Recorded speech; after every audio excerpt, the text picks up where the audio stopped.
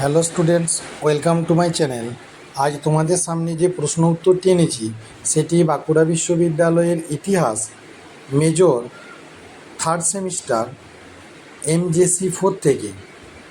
এই প্রশ্ন এবং উত্তরটি প্রথম থেকে শেষ পর্যন্ত দেখার সাথে সাথে যদি আমার চ্যানেলে নতুন হয়ে থাকো তাহলে চ্যানেলটিকে অবশ্যই সাবস্ক্রাইব করে দিও, আর আমার চ্যানেলটি একটু বেশি বেশি করে শেয়ার করে দিও যাতে অন্যান্য ছেলেমেয়েরা এই প্রশ্ন এবং উত্তরগুলো পেয়ে উপকৃত হতে পারে।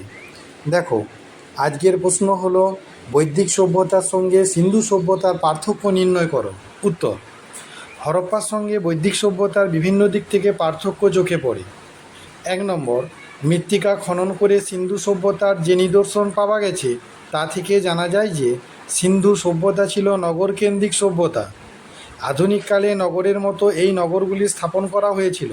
পক্ষান্তরে আর্য সভ্যতা ছিল একটি গ্রামীণ সভ্যতা। 2 নম্বর, সিন্ধুর অধিবাসীদের জীবিকা নির্বাহের প্রধান উৎস ছিল ব্যবসা বাণিজ্য। আর্য অধিবাসীরা কৃষিকার্যের মাধ্যমে নিজেদের জীবিকা নির্বাহ করতেন।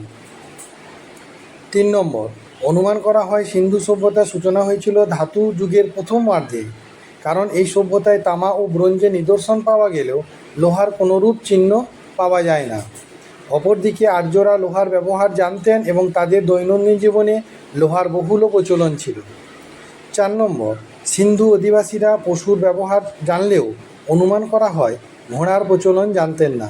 পক্ষান্তরে আর্যরা প্রাত্যহিক জীবনে ঘোড়া ব্যবহার করতেন। 5 নম্বর, আর্য সমাজ ছিল পিতৃতান্ত্রিক, অর্থাৎ পিতাই ছিলেন পরিবারের সর্বেসর্বা। পক্ষান্তরে সিন্ধু সভ্যতায় সমাজে মাতৃতান্ত্রিক রীতির প্রচলন ছিল। 6 নম্বর, আর্য অধিবাসীরা অত্যন্ত শিক্ষিত ছিলেন।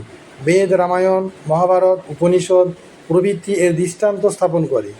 সিন্ধু অধিবাসীদের 270টি লিপি ছাড়া আর কোনো সিন্ধু লিপির পাঠোদ্ধার আজও সম্ভব হয়নি।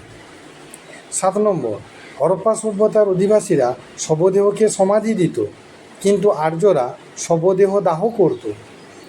8 নম্বর, সিন্ধু অধিবাসীরা বিনিময় প্রথার মাধ্যমে ব্যবসা বাণিজ্য গড়ে তুলেছিল। অপরদিকে আর্যরা প্রথম দিকে গরু বিনিময় ও পরবর্তীকালে মনা ও নিষ্ক মুদ্রার প্রচলনের মাধ্যমে ব্যবসা বাণিজ্য চালাত। 9 নম্বর, সিন্ধু অধিবাসীদের ভাষা ও ধর্ম সম্পর্কে প্রত্নতাত্ত্বিকরা তেমন কোনো নির্ভরশীল তথ্য দান করেননি। পরিশেষে উল্লেখ্য, গৌরবর্ণ দীর্ঘকায় আর্যরা সম্ভবত বহির্ভারত থেকে এসে একটি উন্নত সভ্যতার পত্তন করেছিলেন। পক্ষান্তরে খর্বাকৃতি ও কৃষ্ণকায় সিন্ধু অধিবাসীরা ছিল এদেশীয় এবং তারা একটি উন্নত নগরকেন্দ্রিক সভ্যতা গড়ে তুলতে সক্ষম হয়েছিলেন।